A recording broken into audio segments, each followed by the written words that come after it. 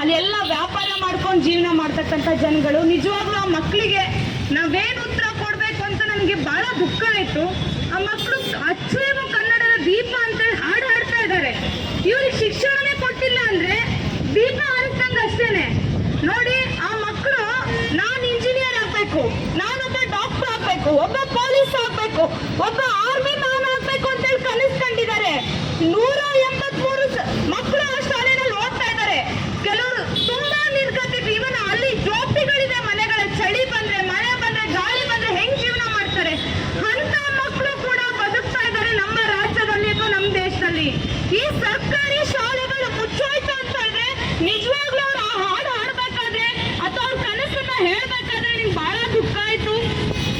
ಅಂತ ಮಕ್ಕಳಿಗೆ ನಾವ್ ಹೆಂಗ್ ಪ್ರಾಮಿಸ್ ಮಾಡೋಣ ನಿಮ್ ಶಾಲೆ ಉಳಿಸ್ತೀವಿ ಅಂತ ಹೇಳಿ. ಸ್ನೇಹಿತರೆ, ನಾವೆಲ್ಲರೂ ಕೂಡ ಒಟ್ಟಾಗಿ ನಿಂತು ಹೋರಾಟ ಮಾಡಿದ್ರೆ ಶಾಲೆ ಉಳಿತವೆ. ಇಲ್ಲ ಅಂತ ಹೇಳಿದ್ರೆ ನಮ್ಮ ಮಕ್ಕಳ ಭವಿಷ್ಯನ ನಾವೇ ನಮ್ಮ ಕೈಯಾರ ಹಾಳು ಮಾಡ್ದಂಗಾಗತ್ತೆ. ಈ ನಿಟ್ಟಿನಲ್ಲಿ ಎಲ್ಲರೂ ಕೂಡ ಈ ಒಂದು ಸಂದೇಶನ ನಾವು ತಗೊಂಡು ನಮ್ಮ ಶಾಲೆನ, ನಮ್ಮ ಬಡ ಮಕ್ಕಳು ಓದ್ತಕ್ಕಂಥ ಶಾಲೆನ ಯಾವುದೇ ಕಾರಣಕ್ಕೂ ಮುಚ್ಚಬಾರ್ದು ಅಂತ ಹೇಳಿದ್ರೆ ನಮ್ಮ ಈ ಒಗ್ಗಟ್ಟು ಯಾವತ್ತೂ ಹೊಡಿಬಾರ್ದು. ಸ್ನೇಹಿತರೆ, ಈ ಒಂದು ನಿಟ್ಟಿನಲ್ಲಿ ಮಾತಾಡಿರ್ತಕ್ಕಂಥ ಡಾಕ್ಟರ್ ನಾಸೀರ್ ಸರ್